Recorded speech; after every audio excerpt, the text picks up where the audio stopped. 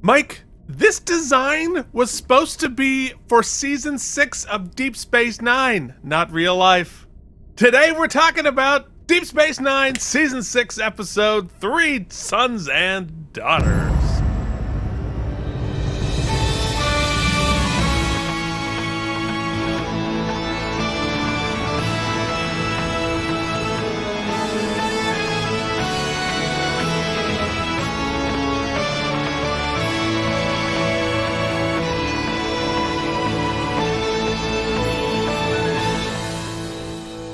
What's up, everybody? Welcome back to Keith and Mike Watch Deep Space Nine. Today we're talking about Season 6, Episode 3, Sons and Daughters. We were off last week, look, if you're not watching this in time with us in the real world, none of this is going to make any sense. So just as a piece of context, we're recording this on November 12th, 2024. This is our first episode back from the presidential election. Look, I know everybody has a lot of different feelings about that. I assume most of you have feelings similar to us, but for those of you who don't, feel free to scrub forward about a few minutes because we have to decompress a little bit. But there are chapters below if you don't want to get into it. And even if you do feel like us and you're like, God, I need a break from all that, understand completely. I have had a hard time listening to anything. Most of my life is spent listening to political podcasts, and I just can't right now.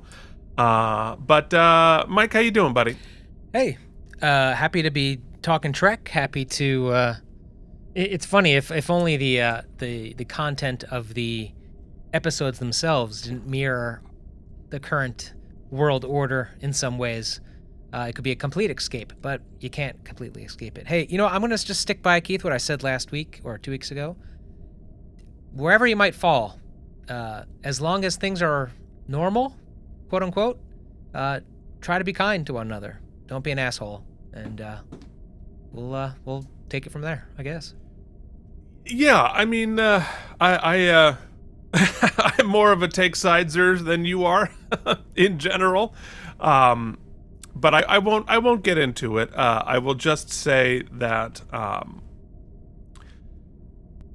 the flip part of me wants to say, okay, folks, you effed around. Now we're going to find out. And however, I think that's just being too flip. And I think I'm just going to leave it at, I understand right now that there are a lot of communities under threat. And communities who feel threatened, communities who are threatened, communities who are about to be threatened in ways that we don't really know what's going to happen. And I think everybody who is frightened and sad, I think, are right to feel that way. And I dearly wish there was more that I could do about it.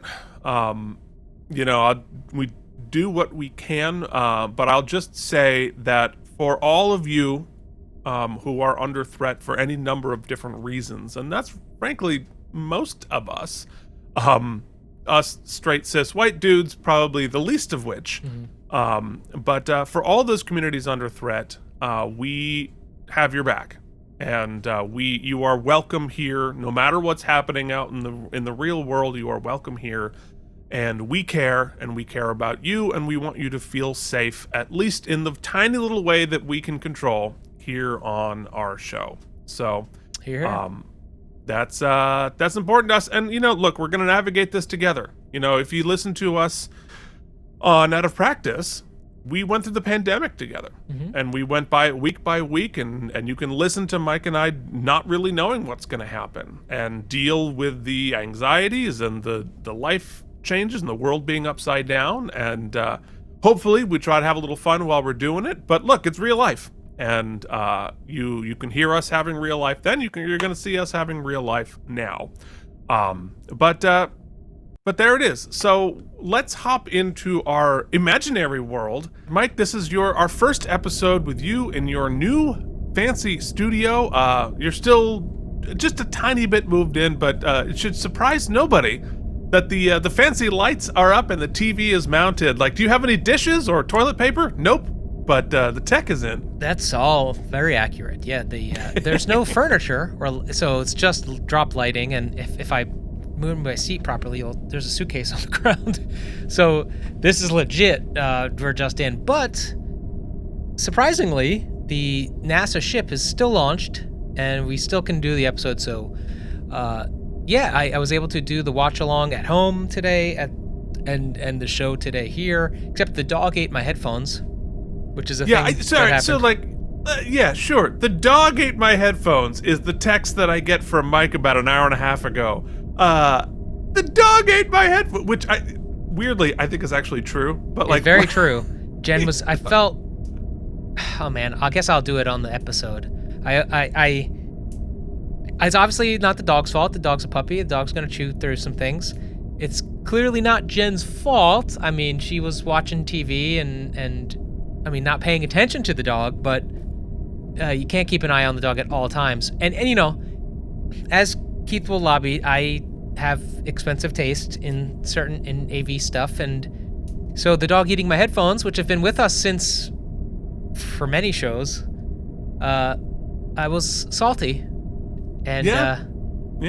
But anyway, guess what, Keith? It should shock no one that these $4 headphones sound just as good. Well, there you go. The sad part is we don't have a bodega you could just run out to anymore. But yes, as we may learn, things are just things, Mike. Things are things. They're things. Things are just things. They're not that important. And the $4 ones will work just as fine. They may cost $400 in 6 months, but they're still $4 for now. Keith, that's not how tariffs work. Oh wait, how do tariffs work? Oh wait, that's exactly how tariffs work. Oh right. Anyway, all right. So we need to go back and talk about last week's episode, not about this episode, about last week's episode, Rocks and Shoals. Let's hear from the patrons. Yes. All right, so here is what you had to say. Joshua Cronin says, another great page in an overall story. Happy with how this turned out. I laughed so hard when Mike says he tore his pants. Just so random to me. Miles says he tore his pants. Just so random. Look, Mike, you've torn your pants many times too. So you know, it's funny. I was supposed to run a race this past weekend, but I didn't run it because I tore my ass. That's for real. I tore my ass. How? Please. All right. Story time. Tell me, how did you tear your ass, Mike? In June, Keith, I did a production of Forever Plaid, and on opening night, I did a nice little split, and I pulled my ass. And subsequent to that pulling of my ass, I tried to train for this run, and subsequent to the pulling of Mike's asshole. Mike's asshole! Have you seen that video? It's very funny. My pulled ass became a torn ass. Oh no. Oh man, I sense that we've already got the tag for this episode.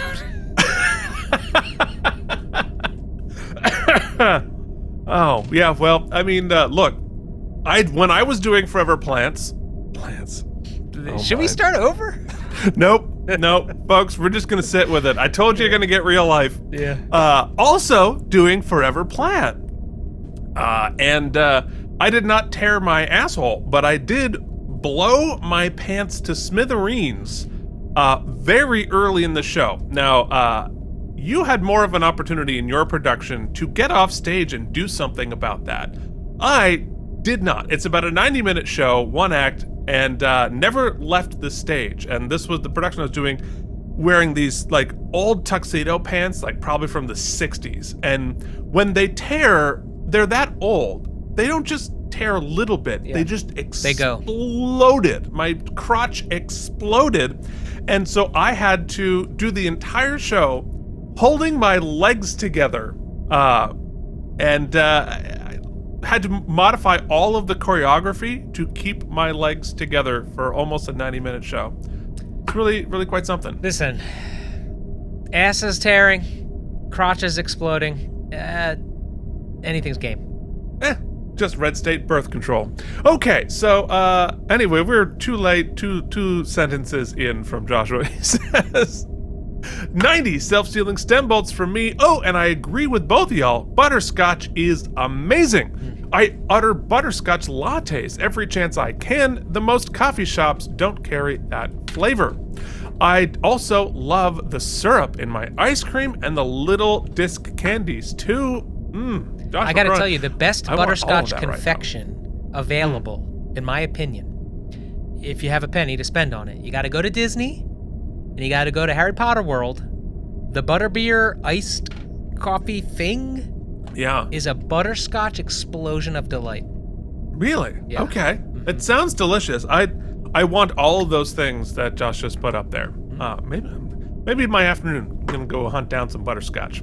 All right, Brian from Video Game Drive-By says, another great episode. Guys, watching as I buy 2 bags of autumn mixed candy corn with the pumpkins and chocolate candy corn. Yum. I have a habit of making long-winded posts, but about y'all's episodes, so I'm gonna keep it short and sweet via a visual representation of Shatner. Intense close-up. Kevin! I love how much this show makes us see how amazing the Jem'Hadar are. Or sucks, y'all.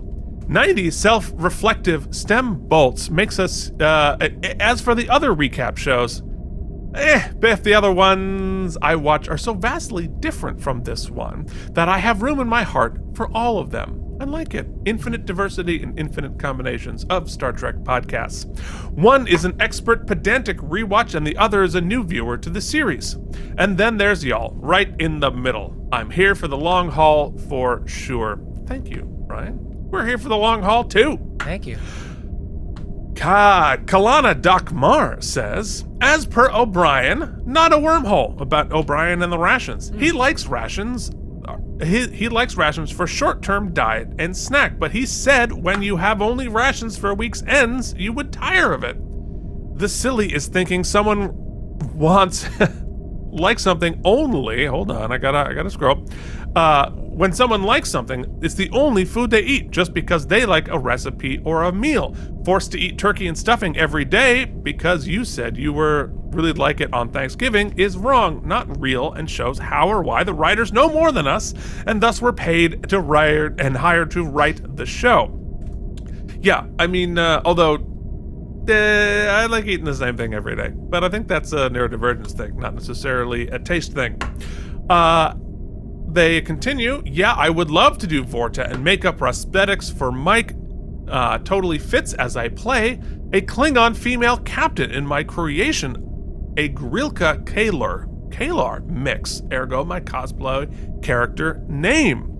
Love it. Cool. I've never, like, you're welcome to come to the studio anytime and Vorta me.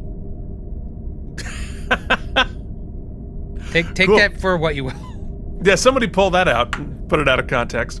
All right, so Harry Pothead says, I get this week's episode's 95 stem bolts when I watched yesterday's watch along on Patreon. For some reason, it played another Patreon video at the same time at a very low volume, so I thought somebody was mumbling the whole time. Did that happen, Mike? It did happen. Then I pulled the episode and put it back up, so it should be... Oh. So early viewers got the shit version. Great. So the real fans get the worst version. The people most committed to us get the worst version. It was somewhat haunted. I'm not sure what took place, but there was like a bleed from the... I don't know what. To be honest, I have no idea, but it was messed up. Haunted.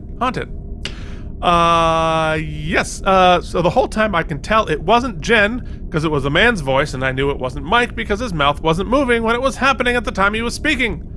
Also pointed out, I think the word Elon should be bleeped. It will be someday. Kevin Miles says, I give this episode 97 self-sealing This season rocks.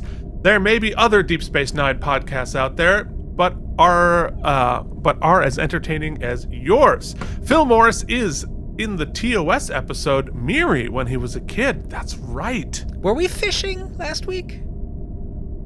We weren't fishing. No, I think we were saying that there were better podcasts out there. Oh, so we were just being honest.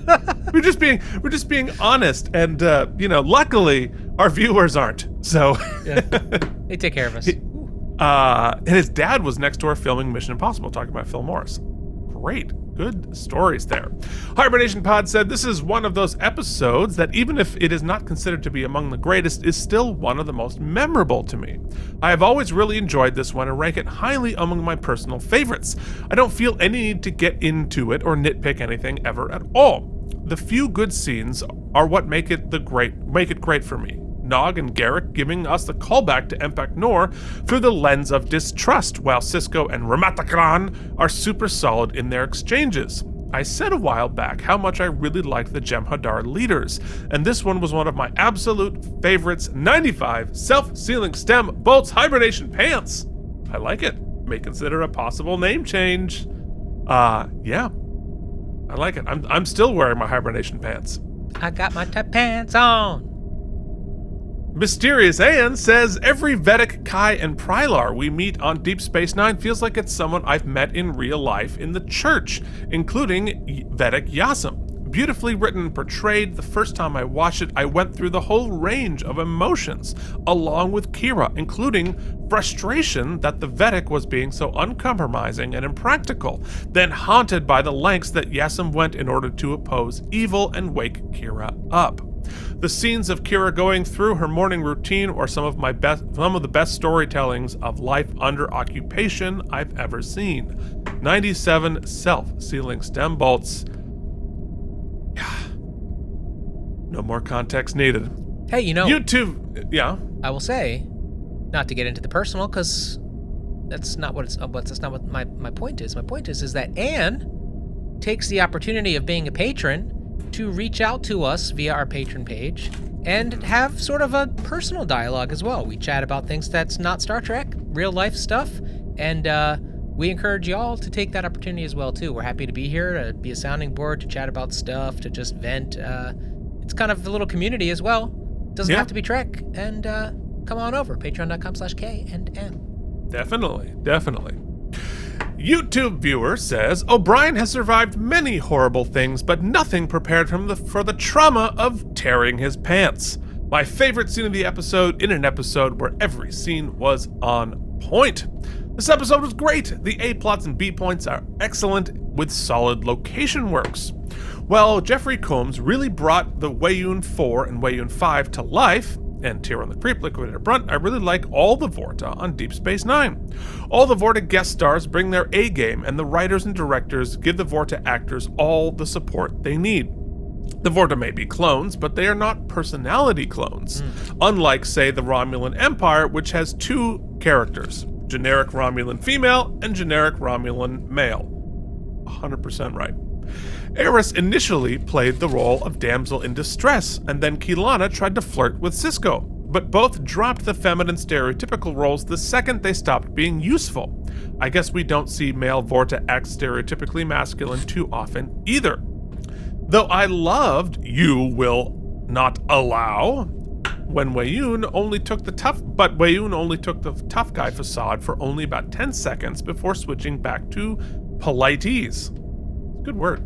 I wish we had more female Vorta to compare and contrast them better. Speaking of awesome guest stars that do a lot in a small amount of screen time, Vedic Yassam was awesome. Pretty much every Vedic character on Deep Space Nine is awesome, even though most of them only appear in one episode each. I will point out something about Jem'Hadar that was in the official lore of Star Trek, but was never explicitly mentioned in the episode. Jem'Hadar are immune to phasers set on stun. Interesting. I didn't know that.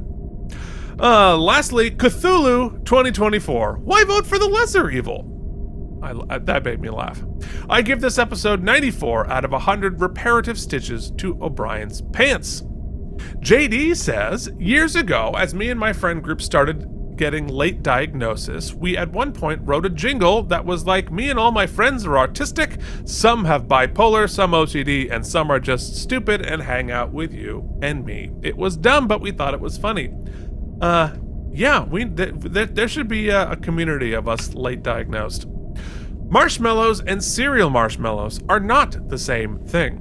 100% true. Agree, yeah. All this candy talk is great. We need to start a side series discussing candy. You know, maybe we should do a patron exclusive AMA but all the questions and answers have to be about candy. I like it. That sounds fun. And we could have like a candy taste test. Hey, can't spell candy without A-N-D.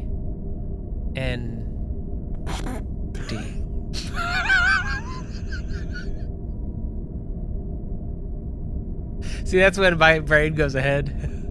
My mouth starts before my brain figures it out. That's one of those scenarios. Mm-hmm. Hey, there is an A. There's an A in there. There is an A in there, and you tore yours, so I'll give you a break. Oh, where were we? So I'm sorry, JD. I'm sorry, everyone. This one's a hot mess. Phil Morris was also in an episode of the original series when he was a kid, like we just said. But he's a bit more famously known as the voice of Dr. Sweet in the Disney Atlantis films. I've never seen any of those. I don't think I have either. Every time I watch this episode, I hear Mike Westmore losing his mind, the makeup designer, screaming, "You want to have a Ferengi makeup swimming through the water?" This is actually one of my favorite episodes. It lays out the stakes so well. It really feels like our heroes are in trouble, but they are making the best of it, which is great. And kind of linking to what Joshua was talking about is the threads you have. You have the ship that was captured last year. The Jem'Hadar baby was found in season 2. Is all things setting up we are seeing here, which sets up things we see in the future. Like, it's not a spoiler to say this isn't the end of the story. One might say, in this episode, Kira got woke. I love this one so much. It's just a great story. 99 self-sealing stem bolts. Alan T. Gurton just hops in and says, very much enjoyed the discussion of morals and morality this episode spurred. I think that's most of Deep Space Nine. Peter Bank asks to me, do you separate your M&Ms and eat them by color after my long discussion of the correct order to eat Skittles? Well, M&Ms aren't different flavored, though. And that is the answer. I do not. First off, M&Ms are never really like top of my candy pyramid. Mm-hmm. If I'm going to have something that shape and texture, Reese's Pieces, 100% of the time. Love Reese's But Pieces. if I do eat an M&M because my giant bag of mixed candy from Halloween, eventually I'm going to get down to the dregs, which will be the M&Ms. I'm going to eat them, but I'm going to eat them all together because... I came late in life to peanut M&Ms. Now, I'm with you. I do prefer, especially as a movie theater snack, there's nothing quite like the popcorn Reese's Piece combo in my. Mm-hmm. Some people love the Junior Mint. I appreciate, but it's something about the Reese's Piece. I will say this, Keith. You know, we've differed on our candy predilections. Mm-hmm, mm-hmm. I will say this, though I don't separate my candies via color flavor, mm-hmm. I do, and I think we might finally align, if I'm presented with multiple candies or multiple foods in a snack situation, I do order them based on likability. So I'll always finish with my favorite, kind of like a Christmas. You want the good, best present last. Mm-hmm. So that's how I like my candies as well. I'll prioritize them based on my, to tease myself. Basically, I like to edge my candy, if you catch me. Maybe I shouldn't have said that. This one, can we put mature on this one? Yeah, we're going to put mature on this one. But here's the thing about the, all right, so we're going to do a candy podcast. So if I have the mixture of candies, like after Halloween or whatever, the rules are, if I'm by myself and I have absolute control over the candy, then yes, I eat them bad to good. However, when you live with an ex-wife who is a bit of a squirrel and eats the candy, then the candy that we both have access to, I gotta eat the good stuff first because she's gonna get it and steal it. So that's why we both end up with the M&Ms left over. Last question about candy, and that is, anything chocolate, I want to eat frozen. I don't dislike that, but it does. There are times it can be too hard. Let's end with something that I think we could both agree on. Maybe we could all agree on. Can we all agree on something? Get your coconut out of my candy, right? Oh, yes. Well, here's the thing. I have always been under the impression that I've been allergic to coconut because I had like a bad experience as a kid. But I've been like, you know what? Like, I've accidentally eaten coconut enough times that like maybe that's just not a thing when I was a kid, or if it's processed or whatever. So I bought all these bars at Kirkland and not realizing that they were coconut based, and I was like, and then I ate it, and then I was like, ooh, I don't feel good, and then I'm like, maybe it's not that, and then I tried. I know I am officially cannot eat the coconut. Coconut get it out of my candy. Yeah, agreed. Lastly, Chancellor Jen always gets the last word on candy and all other things. Chiming in late, but I love candy corn and I love cereal marshmallows. You guys, when I watch with Mike, I'll tell him to pay attention. Cracking up right now. Thanks, Jen, always having our back. Maybe Chancellor Jen should be paying attention to the dog while she eats my $400 headphones. Woo! Oh. They weren't $400, by the way. I'm just gonna cut that. All right, let us, or not. Next week we're not talking about candy. We're just talking about divorce. I already did that. It's not super fun. I don't recommend it. Yeah, but it worked out in your case. Yes, weirdly. All right, let us now finally, mercifully, talk about the episode Sons and Daughters, which aired on October 13th, 1997. The top song. You ready for this, Mike? You're gonna remember this from Out of Practice, because the top song was "Candle in the Wind," Elton John's version. Like a candle in the wind, never knowing who to talk to when the rain came. I said I didn't like coconut, but it didn't stick. You stuck it in my edging candy anyway. And it tore my ass. All right. You know, I think that was the top song for so long on Out of Practice. I ended up covering it. So I think this time you're going to have to cover it. It's weird to think that we're old enough that there are new Elton John hits in our lifetime. Doesn't Elton John seem like such an long ago artist? I mean, yeah, but like he was putting out hits only like 10 years before that. We're old. I mean, like James Taylor or something like that feels older. Keith, this is dropping on my birthday. Oh, how about that? That's tomorrow, right? Yeah, well, it's today for our fine viewers, but... Oh, well, we don't know when this is going to drop. Oh, yeah. That's fair. Oh. Well, thanks for reminding me. I got you nothing. I mean, that's what I wanted. All right, our top movie continued to be Kiss the Girls in the second week of domination. Mike, what was on TV tonight? I didn't look it up. I think that's probably merciful.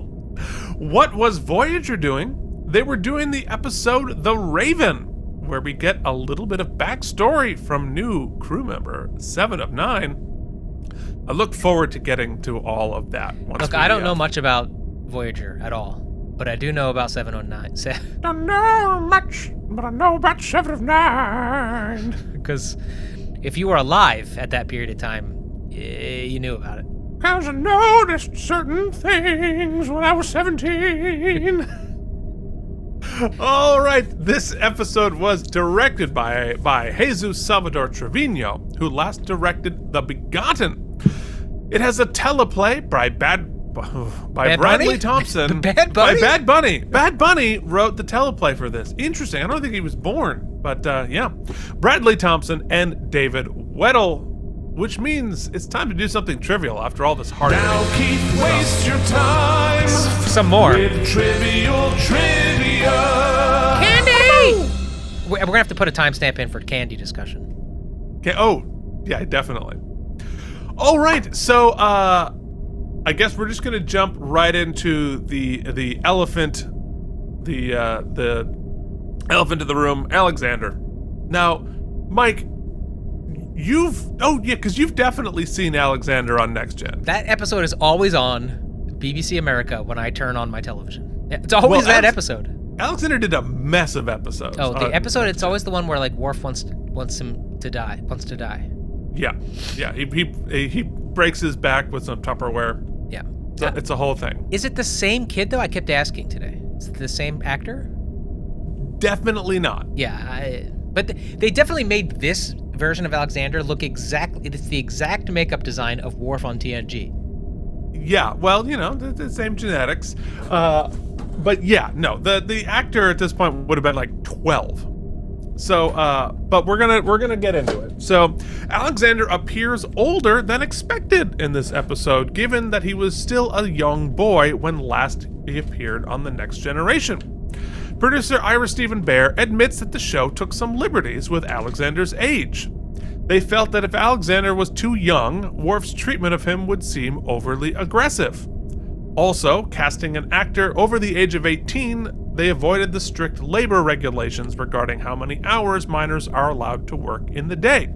Writer Bradley Thompson defended Alexander's sudden growth spurt by pointing out that it has never been established how quickly Klingon children reach maturity. Which makes sense, actually, sort of like the Jem'Hadar. I mean, they're not genetically engineered to grow fast, but they have two of everything. They might as well grow up pretty fast.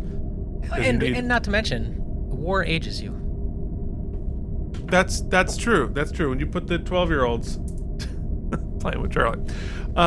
Yeah, we'll talk more about the Alexander of the whole thing. Talk about like the number one character nobody was hoping was going to appear on Deep Space Nine. Well, also, I mean, I don't know for sure, but I as I saw the episode progress, I saw two eventual outcomes, and neither were particularly well. I thought either they were going to be ballsy and kill him off to make him a hero, or he was going to like join the crew of Martok's ship, in which case he's going to be around for a while. Yeah. Right, kind of. Well, we don't really know what's going to happen to him. So Alexander tells Worf, "You haven't tried to see me or talk to me in 5 years. The actual time lapse since they saw each other in Firstborn in 1994 to this episode in 1997 is 3.5 years. Unless Alexander is mistaken, this means that the flow of time on the show doesn't necessarily match real time. This is also suggested by the fact that only 8 years have elapsed since Alexander's conception in The Emissary, and this episode where he appears to be at least a teenager." Yes, I don't think they've ever tried to make it seem like time, real life time, was the same as this. But yeah, this whole thing is a mess. To be frank, though, none of that. I thought about zero of that.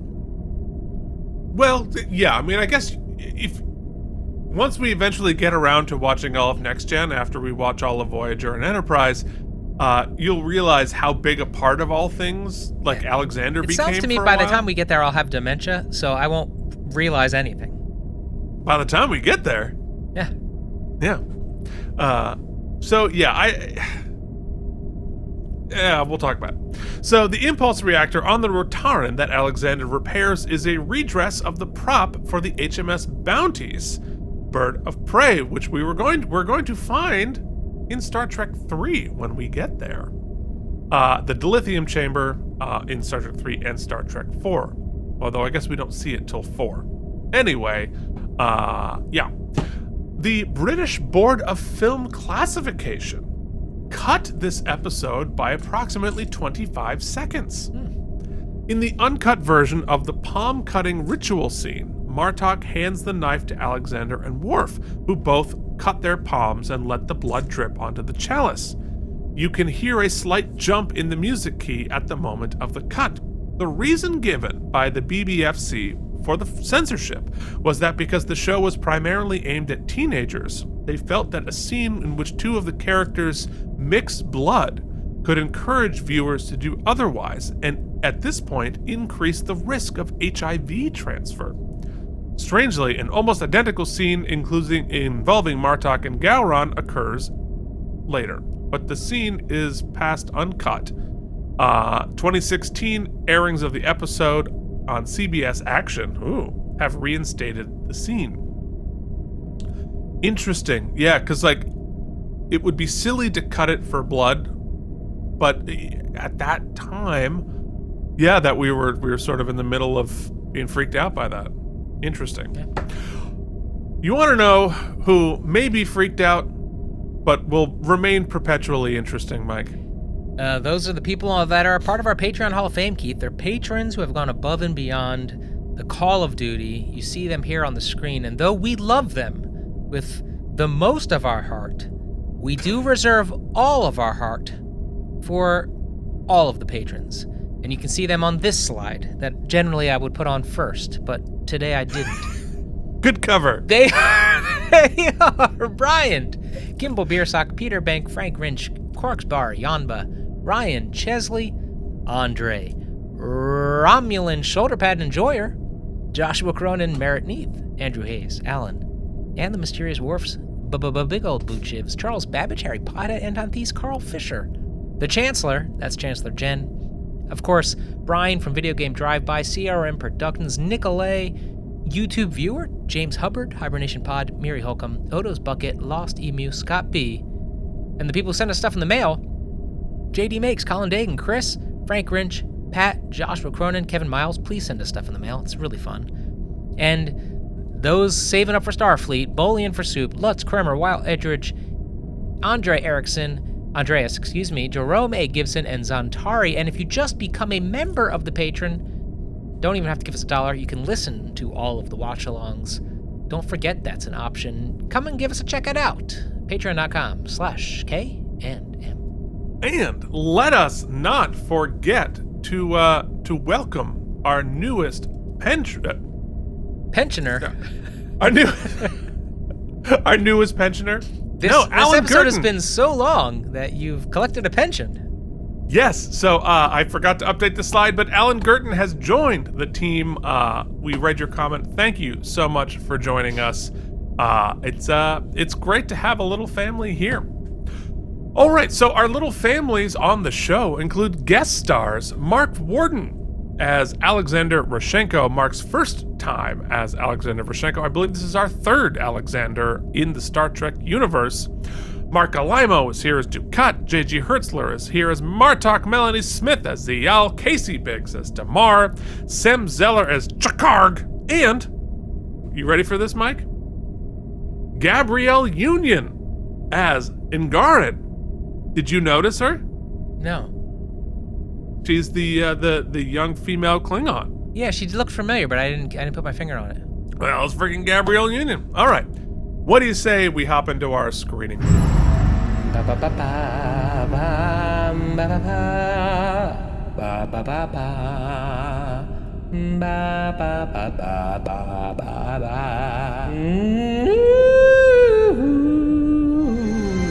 Oh, that last one. I mean, I'm committed. Okay, so in our teaser, Worf and Dax are making out hardcore. Oh, hi, Mike. Hey, how's it going? Oh, look at that. They really should have been my one. That's what I wanted to do, but Oh, yeah, okay. So now you've got a one shot. Mike, you now have the stage. What would you like to say? just that I really wish we were looking at that screenshot of Worf and Dax making out. I asked on the watch along, and I guess I'm going to ask it here too, Keith. I mean, everybody's got a little crush on Wait, Dax. do I get a one shot now too? Yeah, well, I'll give it to you to answer my question. Everyone's a little in love with Dax, right? Sure. Who isn't in love with Dax? Oh, okay. I'll give you a 1 for that. I got a one shot. I thought you were going to elaborate a little more, but okay, cool. We love Dax. Yeah. Okay. That's it. All right. Thanks, guys. I'll talk to you later. So they're making out on the Rotaran after they were rescued from the planet in the last episode. They get a call from Cisco. They've arrived back at the starbase. Naturally, Worf is continuing to fret about the wedding, and Dax teases him by pretending she doesn't want to join the House of Martok. Now, of course, because of the cutscene at the end of last episode, we would have seen them be rescued by the Rotaran, and so we're now just hopping on board and realizing they were rescued. But I don't think it's necessary. So they drop off the Federation crew, and O'Brien now misses Federation rations. A lot of feelings about the rations. I'm not going to weigh into it at this point. Just to say he has a complicated relationship with rations. A delicate palate, O'Brien. Delicate palate. Yeah, he's a connoisseur like we are of candy. Meanwhile, Martok and Worf greet some new Klingon crew reinforcements. They only got 5 when Martok asked for 15, which is, again, speaking to how dire the war is going right now. But they're also getting a lot of rumbling on the ship. They're getting really shaken. There's a lot going on over there. Martok says war is way more fun when you're winning. The replacements are a ragtag bunch that includes Gabrielle Union and freaking Alexander, Worf's son, who is now magically an adult. So your context for Alexander is just that episode, right? Yeah. And I mean, he's mentioned him like once or twice off in this show. Yeah. Do you have a feeling for Alexander from that one episode? No. I mean, that episode was what it was. I'm trying to think. My question has always been about Alexander is, since really what they focused on here is how in disarray Worf's legacy is with his family back on Klingon, like how that would have affected Alexander, if at all. So I guess that's kind of where my questions have been, and that gets addressed here. Yeah, and I what I'm getting at is that for many people, he's annoying, the character right? of Alexander is crazy annoying. Yeah, I've heard that. And I don't necessarily come down where he's super annoying. I think well, let me rephrase that. When I was a kid, I found him super annoying. And I was always sort of on Worf's side and everybody's side. Now I'm like, oh, no, Worf is just an abysmally bad father. Yeah, real terrible. We get that. And you know who else was annoying, Keith? Luke frickin' Skywalker. So everybody has a chance to grow, all right? Yeah, well, fair enough. So, on occupied Deep Space Nine, Kira and Odo are planning the resistance when Jake comes in and wants to join. His intelligence is good. He already knows that they're planning something. But before they can answer him, Quark comes up and reminds Kira that Dukat is arriving at the station. Hey, Keith, can I time out for a second? Yeah, sure. I wanted to mention this before. I thought the direction, it was either a choice by Dorn or the direction of this and the framing of this scene was really great. He never comes out and says he's his son until Martok asks. But the second after he introduces himself until the end of the scene, Dorn never takes his eyes off him, as you can see in the screenshot. Yeah, that's really interesting. I did not notice that. Yeah. But totally makes sense. Okay, so in Act 2, we arrive at an occupied Deep Space Nine, and Kira and Odo are planning the resistance when Jake comes in and wants to join. His intelligence is good, and he knows they're planning something. But before they can answer him, Quark comes up and reminds Kira that Dukat is arriving at the station and insists that she be there to greet him every time he does. Once again, just reinforcing the grossness of Dukat's preening vanity. So, I want to talk through something really quick. Yeah. I just have this feeling that it feels to me as though like Jake's embedded his ascension as a embedded reporter has felt abrupt to me, because it feels like not only but an episode or two ago he was a little bit, Wei Yun made him seem a little naive and fledgling slightly, but now all of a sudden he's got good intel on Odo of all people and Kira, like he's that. I mean, I'm assuming it's Quark, but is his source, but or I think like, of course they are. Like he knows them. Why I don't necessarily. He says I have good sources, but he could just be bluffing because he knows they're going to be starting something. There's no way they wouldn't be, right? Yeah, I guess that's fair. Yeah, I mean, I think it is an interesting. Well, it's kind of adolescence, right? And he's not he's an adult now, but he's still kind of adolescent, where it's your skills and your like wisdom don't develop at the exact same rate. so that when you're 20, some parts of you are fully mature and some parts of you are still 12. And so I think perhaps his intelligence gathering is good, but his naivete is still strong. That's how I fix it. Okay. So Kira has to greet Dukat with ceremony every time he gets in, but Dukat arrives with a surprise. He's brought Zial in tow, and she invites Kira to dinner at Dukat's place. Speaking of side characters who are kind of one note. So meanwhile, on the Rotaran, Martok tells Worf they're going on a mission to protect a convoy. He also asks Worf what gives re Alexander. And Worf says, he spent a short time with me aboard the Enterprise. After that, I sent him to live with my foster parents on Earth. Why? He showed no interest in becoming a warrior. It was difficult, but I learned to accept it, and in time, I encouraged him to follow his own path. Then why has he joined the Klingon Defense Forces? I do not know. I have not spoken with him. Martok, being a good friend here, says, my friend, this is not good. When a father and son do not speak, it means there is trouble between them. I prefer to handle this my own way.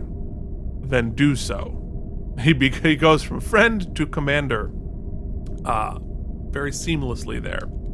So Worf summons Alexander, and they speak for the first time in 5 years, I guess.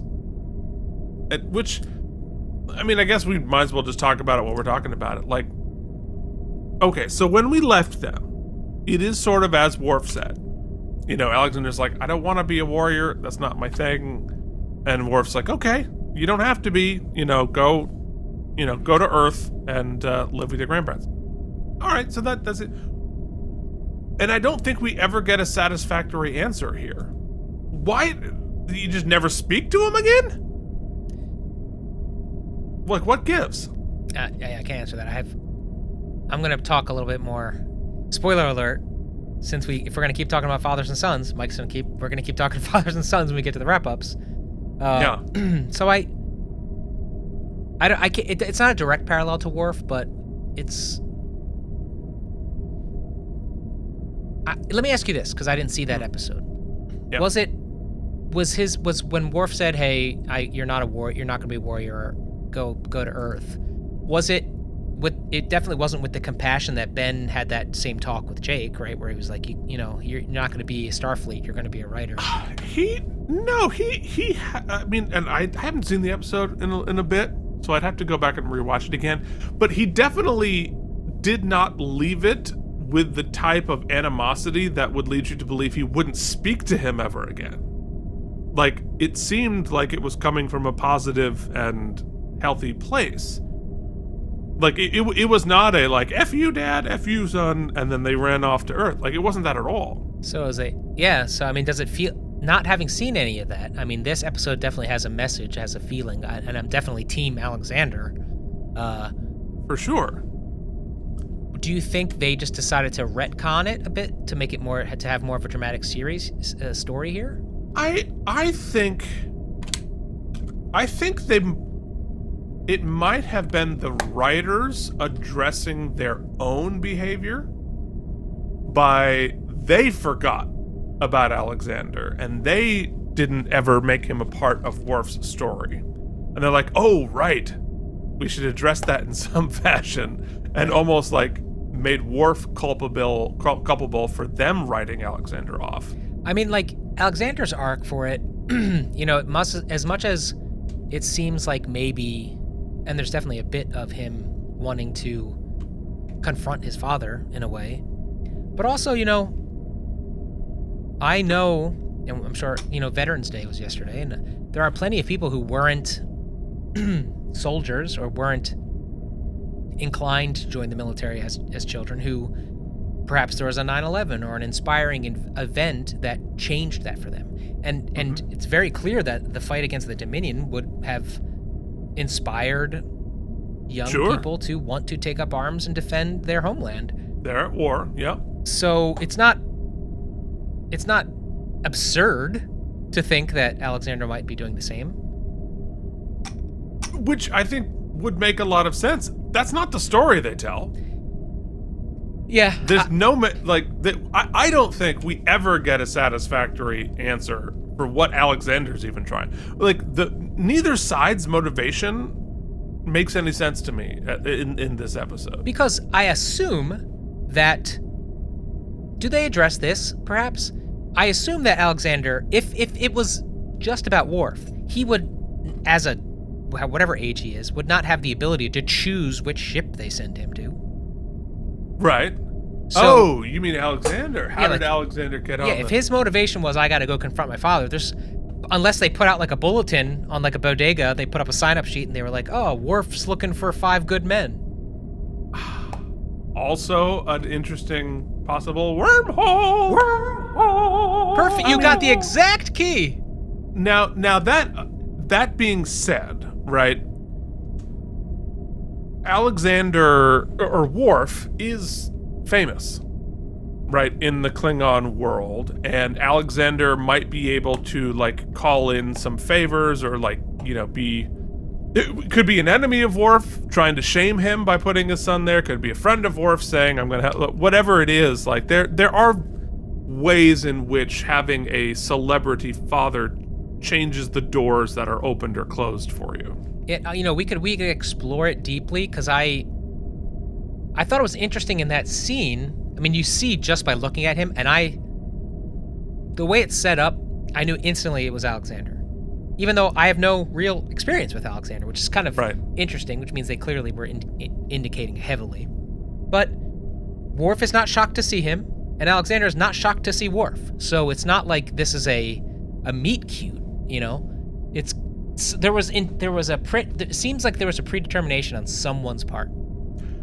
Look, I'm going to read these scenes between the two of them, and maybe we can find an explanation that I'm not finding. Okay.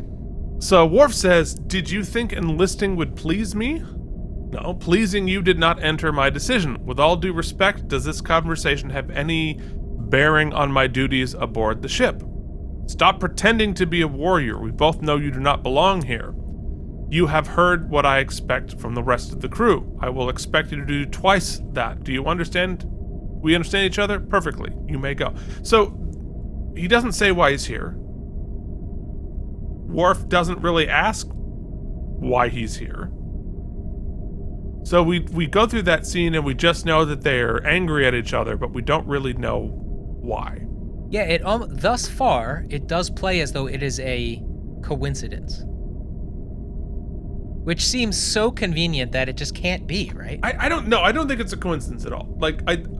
I think the story that we're being told here is Alexander specifically requested to come here. Okay.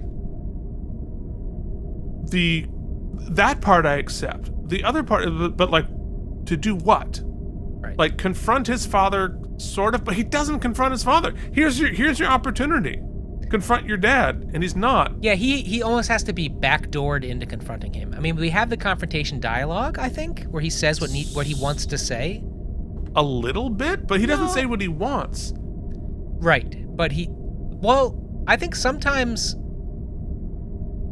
Look, I think I can't speak to your relationship with your dad, but with my dad, he was such a sort of at times a domineering figure that just to say anything to him counter to what he wanted or said was big, right? So just being like, I disagree was a huge thing to say. So for him to come out later and say, hey, you didn't accept me, you abandoned me. That is all he needs to say, because it bitch slaps Worf right in the face. I think that is a huge confrontation. But like you said, if that was his intention, he would have just said it, right? In this first meeting. Yeah, because... Or I came here to prove you wrong, right? Like you said... No, you're absolutely right about that. I mean, it is a big thing for him to say that. It's not clear. Is he there to prove him wrong? Is he there to shame him? Is he there because he actually wants to be a warrior after all? Is he there... other than saying, you abandoned me, why did he choose this way of getting to, you abandoned me? I get what he wants to say. Yeah, I mean, I You have other abandoned me. questions too, but I'm going to save them till we get to the various scenes. All right, let's keep going, because I have questions about this other story too. So Act 2. Meanwhile, Kira arrives at Ziel's to say she's not coming to dinner.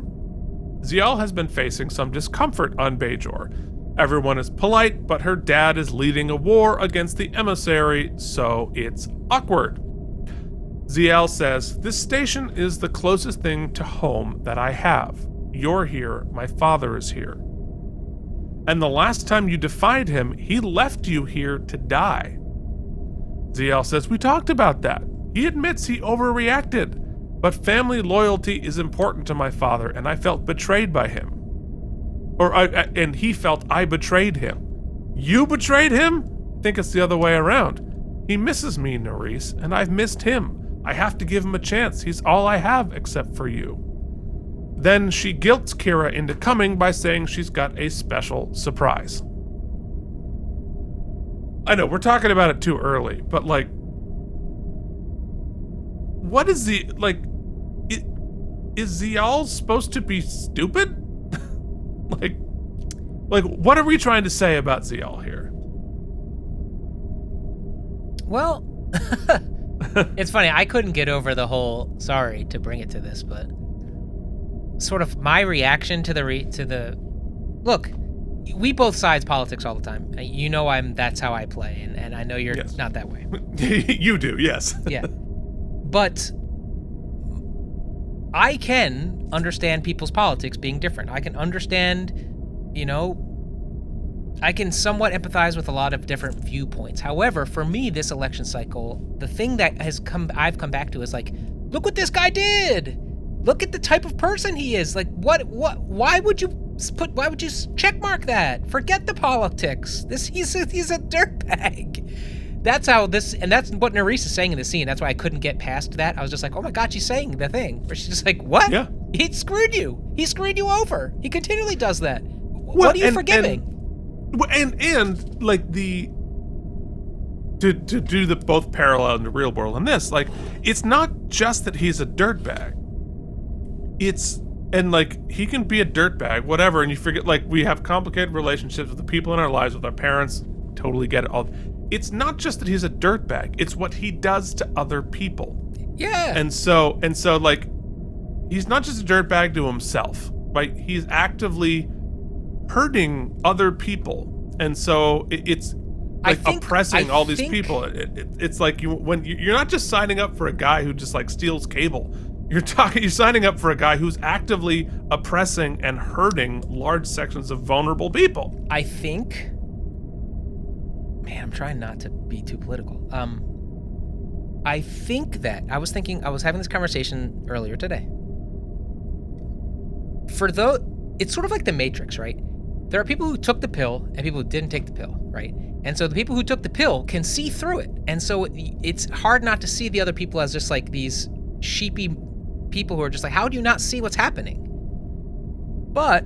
So I think that's what we're supposed to be seeing in the Zial storyline here, is that, like with the dress thing, is that he's such a good con man that he is able to smoke screen even his own daughter through all of these things. Even Kira's almost swept up in it, but then she notices it, right? And like, it's contrived, and I don't think it's successful, but I think that's what we're doing. Yeah, I think that's what we're doing. I think it just really weakens both characters to have them. You're right, because if you watch the watch-along, my first question is, how did he convince her to be in on this? Because it feels like she is actively manipulating Kira in the beginning, but then you realize, oh no, she's just kind of swept up in her own privilege. You're sort of faced with the two options. Right, she's either in on it or she's dumb. She's either immensely stupid or she is okay with it, and it's like it's like the saying, you don't have to be a racist to support him, but it's not a deal breaker that he is. And it's sort of the thing with her, right? It's like, He's a genocidal maniac. She doesn't have to be a genocidal maniac to love him and hang out with him, but she has to be okay with it on some level. And yeah. And you know, we haven't even gotten there, but like I really Kira's thought entertaining this for 10 seconds makes me furious. After the last episode where she realized that she was collaborating and now she's... See, that didn't bother me as much in the beginning because I think I'm sold on her care for Zial, her love, her maternal kind of drive towards her, that she would... Well, yes, but it's not so much that she's taking care of Zial. She would be Mama Bear for Zial and would be caring for her in all these ways. But it's clearly part of the story of this episode is she forgets herself and starts to like buddy with Dukat. Yeah, but they've established that they're good at that. He's good at that, and I think that he's good at that. But she watched somebody kill themselves in front of her to remind her that he's evil. She knows he's evil. I choose to read it, not that she was kind of falling for it, but that she was like, it's like when the divorced couple meet back up at the kids' graduation, and like they have a nice lunch, and they kind of forget their shit for a minute, and then there's a nasty phone call the next day, and you're like, you know what, you're an a-hole. I don't even know why. I just didn't see it as deep, but which is totally fine if like he didn't recycle properly and maybe he had a hots for her sister. We're talking about genocide. I know, man. I'm doing a lot of heavy lifting for the episode, I guess. This is a very bad episode. You think she would have taken the opportunity to put a more comfortable dress on? I think it's an opportunity to cut his throat. This is a very bad week for this episode. Yeah. The real life burning the episode.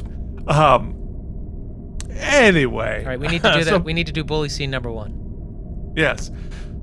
So back on the Klingon ship, the soldiers mock Alexander for not being a fighter and for being Worf's son. Alexander admirably sticks up for himself and gets in a knife fight, but of course he is overmatched and Worf has to save him.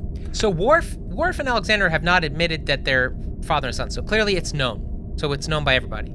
Yeah, everybody knows. Like, you know, they're famous. And of course, both Worf and Alexander are humiliated by this sequence of events. So, Act 3, Zial He's also clearly a child. How old is he? He should be 11, canonically. Or 8. Yeah, he should be 8. And now, whatever. So in Act 3, Zial proudly shows Kira and Dukat her paintings, and they look okay, but they pretend that they're great. I mean, like, I get it. I can't paint for poop, but like, is that really what we're gonna go like be? I thought for sure her big surprise was that she's fallen in love with somebody that's not Garrick, so they could get themselves out of that quagmire. But no, we did painting instead. It's like stick paint, like that is like one click above a stick figure. There was also, they flirted with an interesting concept here where she's like, oh, you look like this Bajoran influence, and he's like, no, you look like this thing. I thought that was going to be something, but that was nothing. Well, they tried to make that I guess we can discuss at the end or at some point, like, what are the writers trying to accomplish with Zial? Nobody knows. Right? They don't know. Well, they say they're trying to represent Zial as the concept of innocence. But it's coming off as like innocent to the point of maybe she was kicked by a horse. No, well, I'm reading it as that she is innocent because of her privilege. Like, though, yes, he's tried to kill all these things, but because of who she is, she has a privilege about her that is allowing her to sort of be unaware of the shit happening around her. Yes, but she spent her entire childhood in a slave labor camp. Like, she understands the lack of Which privilege. is why she can paint with such pathos. She can paint stick figures with such emotion. Keith, when you live in an underground slave camp, just that little bit of twig that pops through in that little crevice of soil, I mean, that is beauty. That is energy. That is life. Also, remember when she like had these like great conversations with Garrick, where she's like, you're gonna kill me or I'm gonna kill you, and she has like wherewithal and intelligence and moxie, and now she's this dum-dum. She got a purple dress and a stick figure, Keith. Get off it.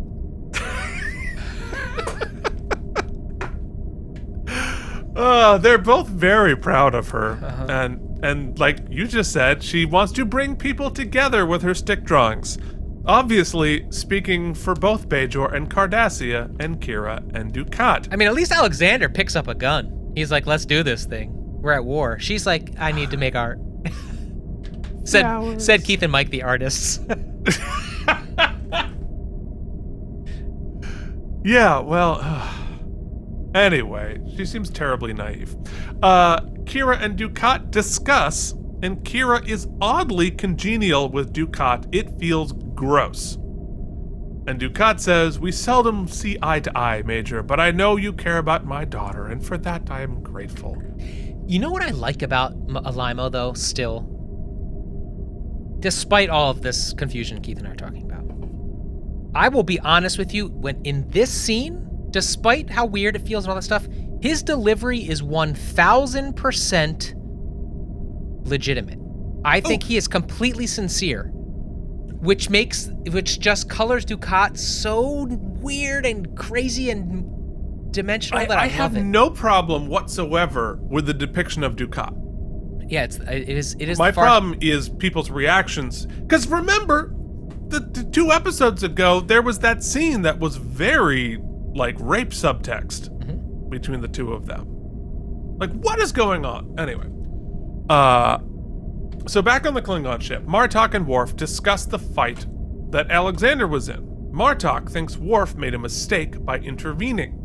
And he says, Chuktarg might have cut him a little, maybe broken a few bones, but nothing more.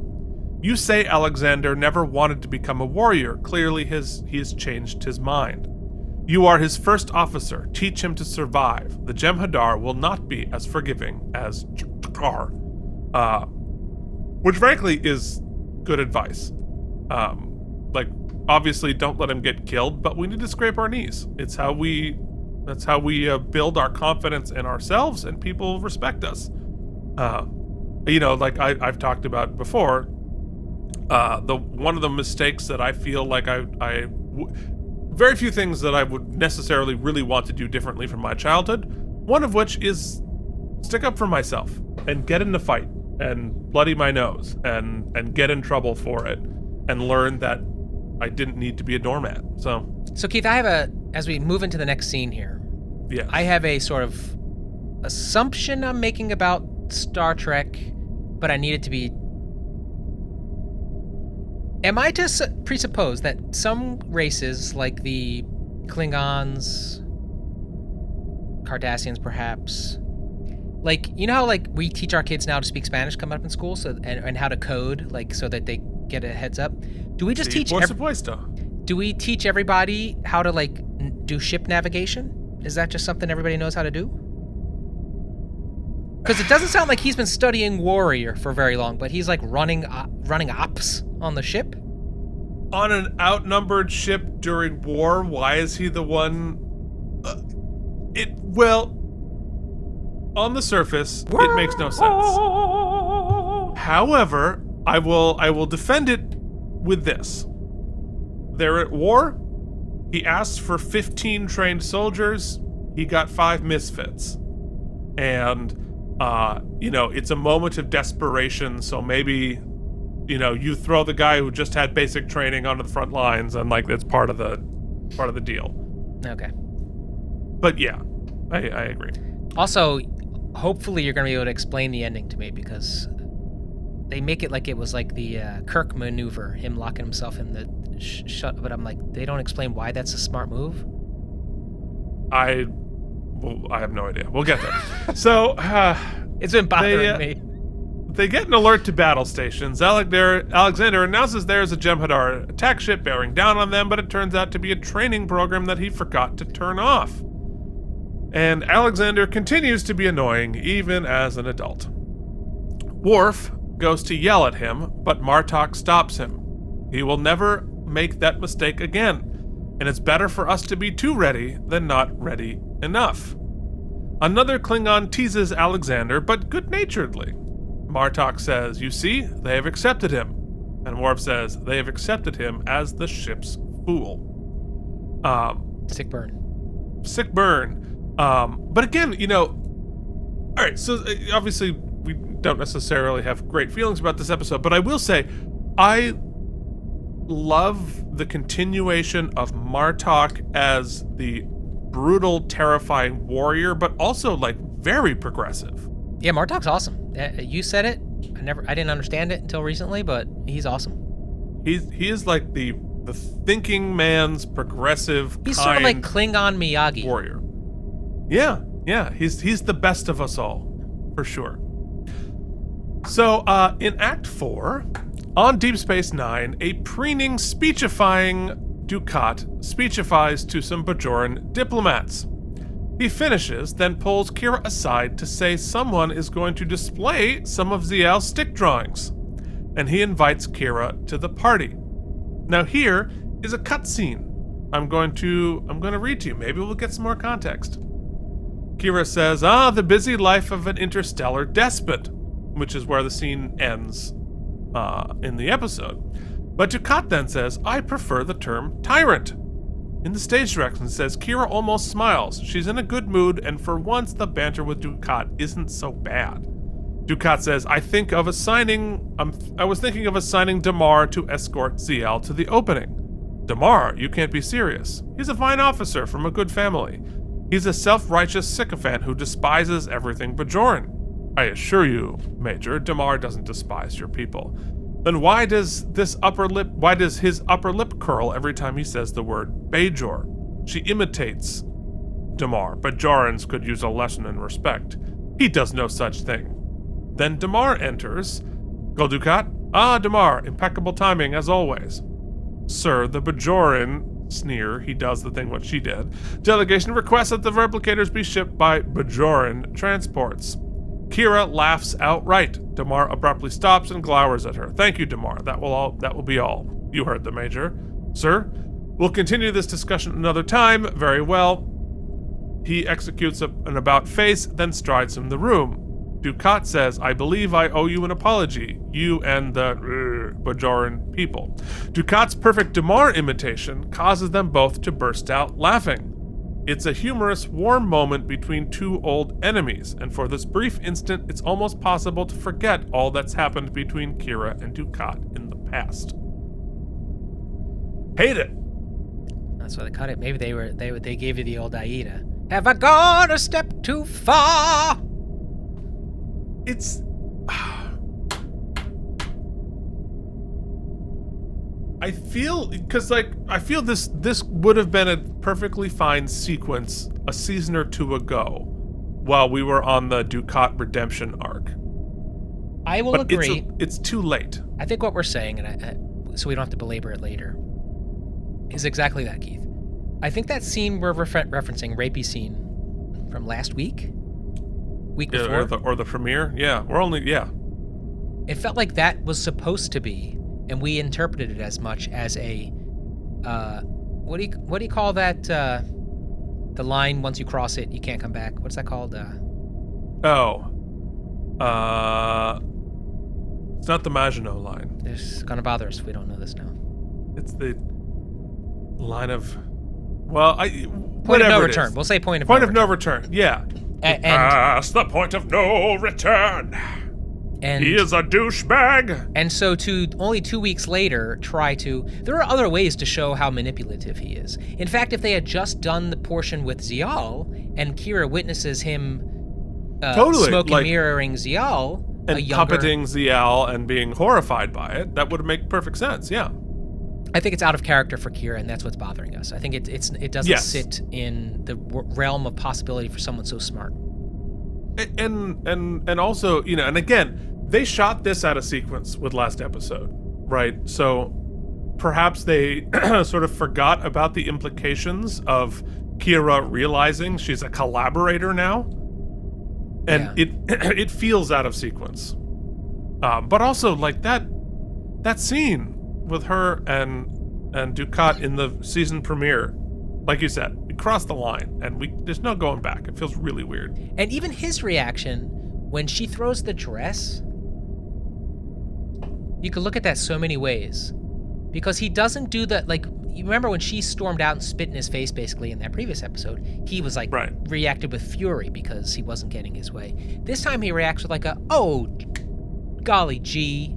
And it just does feel like we took this huge step back for both of them as far as like tensions, right? Well, yes. For him, though, that doesn't bother me, because he is his narcissism and his self-delusion is powerful enough to have that be different on every day. And look, you probably know a narcissist in your life where you can have, and trust me, I do, where you can have a big blow-up fight. I mean, like, say things you'd never say to another human being. And then the next day, they want to pretend like this has never happened because now their temper isn't flared, and you have to just forget those things were said. I mean, that is legit. So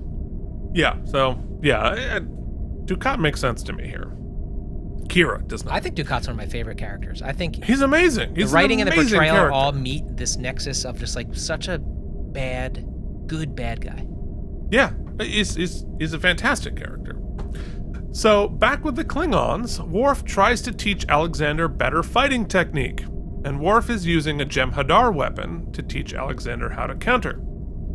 And it's not going well. Alexander says, I knew it would be like this. Like what?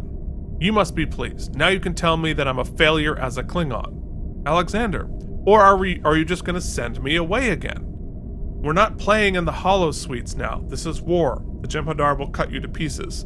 Then I will be dead, and you will be happy. Now leave me alone. See, here's the opportunity for Alexander to say, like, what do you want? What is... What I took from this scene, and I don't know if it's what was intended, but is it's very possible, it's kind of dark, but that maybe his I want is death by cop, basically. Like, he's so depressed by the abandonment or whatever that he wants to commit suicide and go out in glory and battle in front of his father, kind of like a F.U. at going out. You know what I mean? Sure. I think that would be a fascinating thing to do. I don't think that's what we're doing, but I think that would be a far superior. I mean, that's what he's episode. saying in this scene. I mean, sort of. I mean, if you're going to tell that story, you have to tell that story. Yeah. Like it's an interesting way to do it, though. Doesn't look I good thought for sure Worf. he was going to die at the end of this episode. Thought for sure. Yeah, it would have made sense. So later on Deep Space Nine, Damar delivers a new dress to Kira, one that Dukat wants her to wear to the party. She likes it and looks at herself in the mirror for a second before asking, what the hell am I doing? Thank God. Good question. What the hell is she doing? Yeah, because it got real close to I feel pretty. It got real close. Like this character, or this depiction of Kira, like, is character assassination, I think. So she goes to Dukat to reject it. And he says, you don't like the dress? The dress is fine. I don't like you. Thank you. Major, it's just not true. There's a bond between us. Only in your mind. You're an opportunistic, power-hungry dictator, and I want nothing to do with you. DL would be so disappointed to hear you say that. She'll get over it. So, like, here, okay, yes, this is how she should be handling this the whole time. This is how she should start the episode. She should never leave this place. I don't know why she did. So she leaves, and Dukat gives the dress to Ziel, pretending that was the plan all along. Back on the ship, Alexander practices by himself. He still sucks. Martok enters. He is much kinder with Alexander than Worf. Tell me, Alexander Rashenko, why are you on my ship? Actually, basically, Martok in this scene is Keith Varney in this podcast. He's like, what the hell are you doing here? What are you doing? What is happening? Why are we here? What's happening? Yeah. Alexander says, to serve the Empire, General. That is a slogan, not an answer. Say what is on your heart. Do you ask every new crewman this question? I have no need to. I look in their faces and I know why they're here. They are Klingon warriors. They have answered the call of Kahless. So have I. Lie to yourself if you must, but not to me. You do not hear the warrior's call, so I ask again, why are you here? I'd rather not say. You are as tight-lipped as your father. I'm nothing like him. You are both stubborn, tiresome. The only difference is I need him, but I don't need you. All I ask is a chance to prove myself. I just gave you one, and you failed. Damn. Your father has requested that you be transferred off this ship. He has no right. He has every right, both as your superior officer and as your father. Again, Martok doing, he's right. He's calling him. Why are you here? What are you trying to accomplish? This is not for you. And then when he refuses to, give him an answer, he's like, then you gotta go. You're gonna get yourself killed. Yeah, that's the more thing, is where he's like, I like that somebody is like, yo, this ain't time for family ties, right? This isn't a sitcom. This is war, and people are gonna die, and you're gonna cause other people to die. So, right. This is your chance. Tell me what's up. Maybe we can solve it. If not, GTFO. Yeah. Martok. Better leader, better father. Alexander then immediately goes to Worf to challenge him to a fight.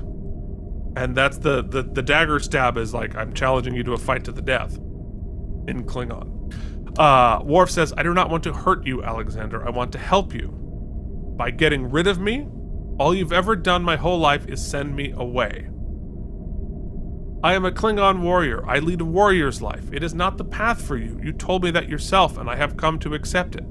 How? By ignoring me? You call yourself my father, but you haven't tried to see me or talk to me in 5 years.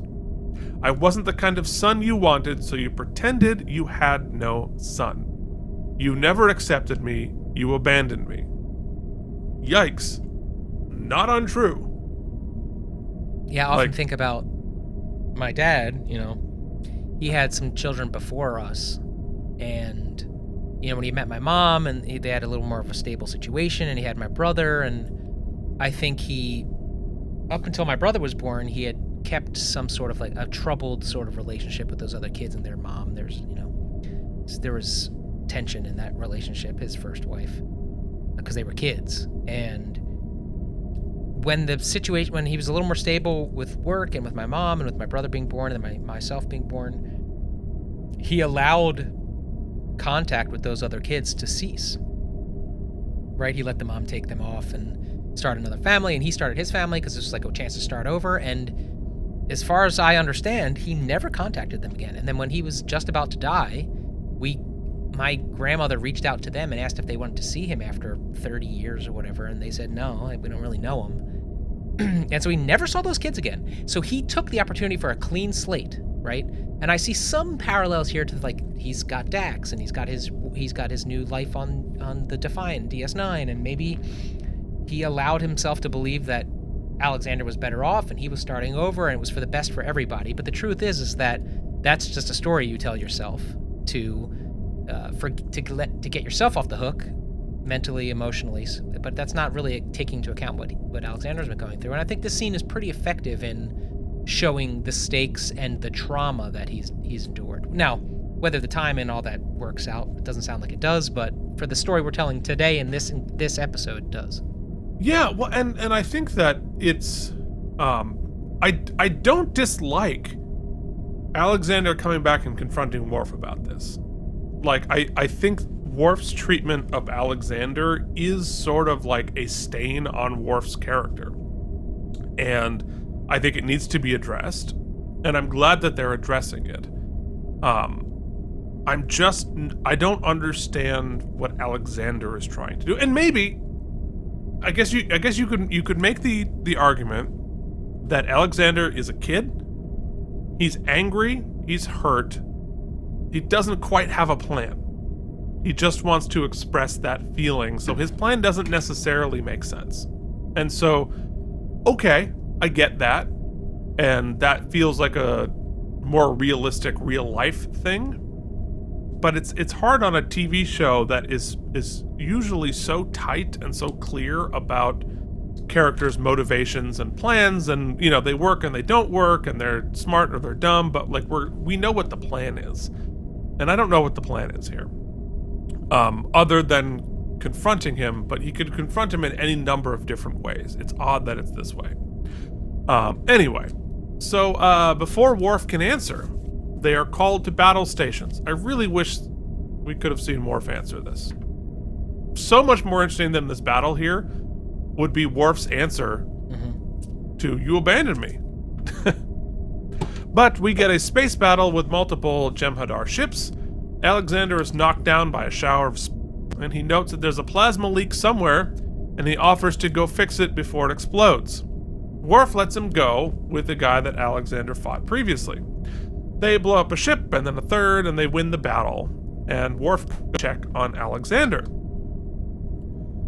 And Chaktar says, "We sealed the impulse injector, Commander. Where's my son?" "Trapped in that corridor, sir.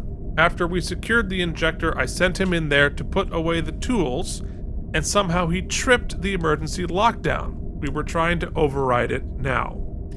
Also, that was delivered in a way where it seemed like maybe they were effing with him. And like his delivery was weird. It seemed it was ambiguous for sure. Well, yeah. Maybe you can help me piece together what happened here. Because it's set up like you know, many of the Star Trek episodes sort of ends with the guy redeems himself by doing a heroic duty, yes. You know, like sacrificing himself to save his crew or whatever, blah, blah, blah. And that is the moment of redemption. I don't think that's what this is here. It has to be. Here are the two possibilities, right? This is what I've been thinking, and I'm so disappointed you can't solve this for me. I thought, because it has to be that, right? So I was like, either he's going to go down there and sacrifice himself and die, and that will be the hero's journey, which not only is a hero journey for Alexander, but also, like, that is a place to leave Worf, right? Oh my God, he just said, "You abandoned me," and then he does the hero thing and dies? But I guess for Dad... Saves my Dad... life, right? It's different for us, though, I think. Like, our kid dying is traumatic, whereas if your kid dies a warrior, isn't that, like, the best thing that could happen as for a Klingon? Theoretically? Well, that's what they say. I don't think they necessarily... Doesn't matter. Not the story that we get. Yeah. Or he's gonna go down and do the hero thing, and we're gonna have that moment where they open the door. Is he okay? Is he okay? And he's like, "I did it, Dad." Right? Right. And he's okay. But we don't get that. Yeah. So I figured I must have missed something, and he tripped the door, the safety guard door, to protect all of his people. Like but then the way they were chuckling at him and we're trying to rescue him made me... No, because I was unclear, so I went back. So this is the line. I'll read it again. "Where is my son? Trapped in that corridor, sir. After we secured the injector..." Okay, so they all did. Everything's done. "I sent him in there to put away the tools. And somehow he tripped the emergency lockdown." So he just tripped over his own 2 feet putting the tools away. He just dweebed it up. And so he's like, "Ah, dweeb, son. We got work to do." The stage direction says... Worf says, "You locked yourself in?" "Yes, sir." Alexander looks apprehensively at his father. To everyone's amazement, Worf pats on his son's shoulder. "Come." So he doesn't have a heroic moment here. We reinforce he's not a warrior. He's a dweeb. And like, even if you're not a warrior, this sort of slapstick, like, bumbling... It's a Valky Bartakamis ending of a Perfect Stranger episode. Right. He's Alexander Rose. You know? And it's just like, it's not. Yeah, that's a story. That's a swing and a miss. Yeah, that's a swing and a miss. What is the story we're trying to tell here? I just don't get it. So on Deep Space Nine, ZL catches up with Kira and asks why she didn't go to the party. Kira says, "I'm sorry, I couldn't, and I think you know why." "Nerys, please don't ask me to choose between you." And Kira says, "I'm not. There's no choice. He's your father." Which I think is generous from Kira, but I think it's the right call. Well, Kira's also like, Kira realizes she can't get involved. She can't No, thread and the needle. It's not. No, it's and she shouldn't. And she shouldn't. So lastly, Worf tries to patch things up with Alexander. Worf says, I cannot change the mistakes I have made, but I promise you, from this day forward, I will stand with you. And this part I like. Alexander doesn't say, oh, thanks, Daddy. He says, we'll see if you mean that. And Worf says, yes, we shall. So I like that Worf decides to, like, try not to be quite such a shitty father. And I like that Alexander doesn't zeal it and be like, oh, okay, yay, everything's great. Yeah, so then Worf then says, what you're about to do entails a grave obligation. Do not accept it lightly. I understand and accept. Good. I will teach you what you need to know to be a warrior. And you will teach me what I need to know to be a father. Come. So, good resolution. And then we see a ceremony of Alexander joining the house of Martok. Okay. Yeah. Let's discuss. Let's discuss this whole thing. Let's do that. AlamarEmmys, count to 4. AlamarEmmys, then one more. AlamarEmmys, it's AlamarEmmys time! Let us begin with our best moments. I think the moment. I mean, really, I think the best moment is that ending. I think because if you just watched that, you'd think, okay, we had a hell of a journey. It made a lot of sense, and we get to this place where there's a reconciliation, and we're starting a new beginning. Now, it feels pretty abrupt that Alexander, how being so pissed, would be like, okay, now I want to take your last name and have the blood ceremony. Almost feel like we could cut the episode before that, where he's like, you could teach me how to be a father, and I can teach you. We could cut it there, but whatever. I think clearly the teaser with Dax was a right. Joining the House of Martok is the whole thing. Yeah. So yeah, I think they landed the shuttle, and so I will award them for the landing. Yeah. And for me, it's Martok. I think Martok's his leadership, both of Worf and like saying you gotta sort this out. He's a good friend and he's a good leader to both of them, and he sort of is a father figure to both of them in a lot of ways. And I think he is both tough and has a pretty stiff backbone, but also is very compassionate. And so I think Martok is the thing that showing us all the better way, the better Martoks of the world. So that's my best moment. My lights all turned off, Keith. I'm sitting in the dark. I apologize. Yeah. Well, we can see you. We also didn't get our best moment, but you're worried about your lights. Yeah, I mean, I'm in the dark. I can't see much. Shall we go to? Let's get to it. All right. You get some stamps. Hell yeah, they are self-sealing. Here are some stamps for you.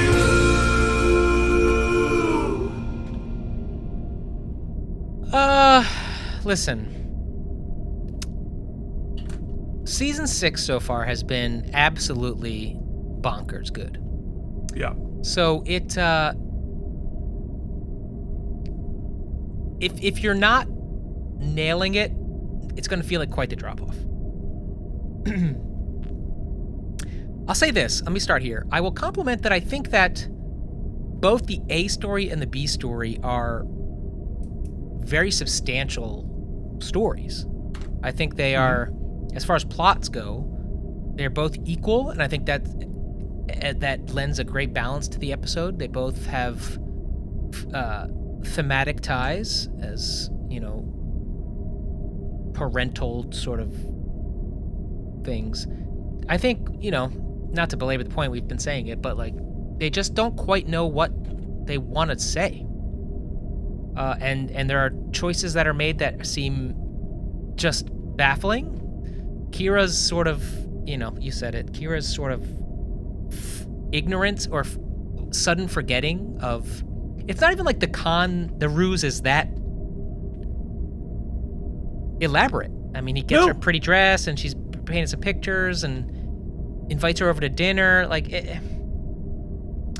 And the Alexander of it, I feel like I want to be more invested in that because I gravitate towards these types of stories, but it just doesn't seem like anybody knows what's going on. And it seems very convenient how he would get there. And I think you're right. As much as I'm confused by Worf, it's Alexander's lack of a clear motivation or clear plan that makes it feel unsatisfying. Yeah, it's just a miss, unfortunately, and it sucks because it's right in the dab of like a huge, awesome stake. At least we don't feel like the stakes of the global plot have suffer because of it. I think it's for sure. It's easy enough to be like, okay, this one didn't nail it for me, but we're still in the midst of a great kind of saga. So, I'm not too disappointed by it, but I definitely didn't think it was that good. I'm going to give it 72 self-sealing symbols. Yeah, I think. I think my feelings about this are pretty clear. I don't like. Well, let me say this: both Kira and Worf come out of this kind of damaged. Now, Worf, I think, deserves it, right? Regardless of how Alexander is written here, or his plan, or his motivations, or whatever, Worf's treatment of Alexander needed to be addressed. Yeah. And needed to be, held accountable for. I almost think that they make Alexander such a dweeb and sort of unlikable to try to soften Worf's accountability here so that we are not quite as angry at Worf for his treatment here. So like, oh yeah, he is annoying. So like, I can understand not talking to your son for 5 years because he's an annoying guy. And which I don't think necessarily is great. And so, but yeah, it's unclear. So as a result, the character of Alexander continues to annoy the audience because they don't quite know how to write him, right? They didn't know how to write him on Next Gen either. Because the story they were trying to tell with Next Gen is, what if a Klingon wasn't a bloodthirsty warrior? What if he was just like a sweet kid, right? And how do you navigate that? But in trying to just write him as a sweet kid, they made him this sort of like wienery little dweeb, and who was just sort of annoying. And I think it was just a miss. I liked what they were trying to tell, but they weren't able to like write a character that wasn't a bloodthirsty Klingon who wasn't just sort of annoying. And they succeeded in making that consistent from one series to another. My larger concern here is the Kira of it all. We like beyond like this is wildly out of character for Kira. Kira wouldn't stand for any of this. Not for a hot second. The draw of Zial's innocence is not enough for Kira to be just like, oh, so wrapped up in the innocence of Zial that she's gonna go hang out with this monster. Besides which, it's a repeated beat. Right? Last week's episode was all about Kira realizing she can't pal around with Dukat. And then we did the exact same story again, but kind of worse, with like lower stakes, and so like I don't get it. I don't get why we're doing that. And making Zial dumb is it's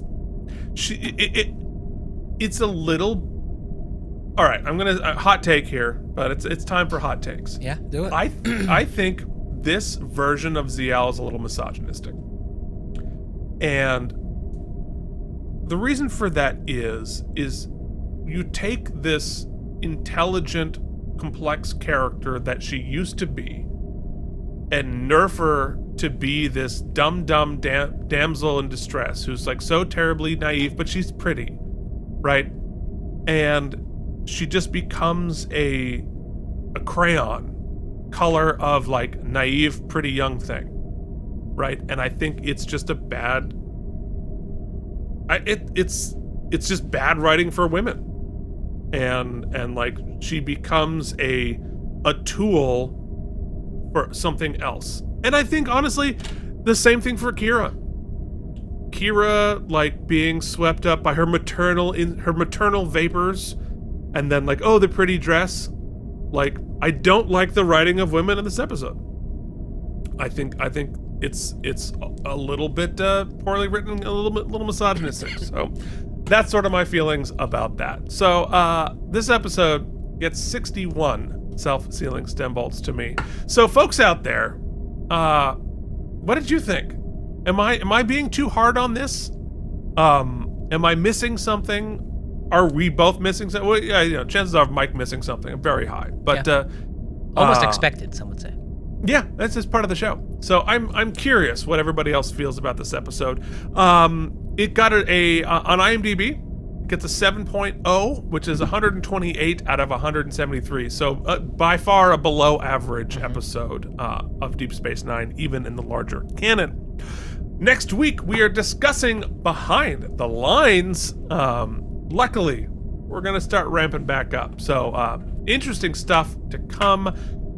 Thank you all so much for watching this with us. I know it's sort of a weird episode. It's a weird time. I can't promise it's going to get less weird as we move forward, but we're going to do it together, hopefully with some compassion for what everybody is going through. If you haven't already, join the Patreon at patreon.com/KNM. If you're listening to this on the audio-only version, please leave a rating and review on Apple Podcasts. Write a little note there. It doesn't have to be it can be just nonsense. Just plug something you want to plug. It really helps. The algorithm would very much help us. We'll see you back here next week with Behind the Lines. Till then, this has been Keith and Mike. Watch Deep Space Nine. Thank you for watching K&M Entertainment. If you enjoyed our particular brand of nonsense, please like and subscribe. Or become one of our patrons at patreon.com/KNM.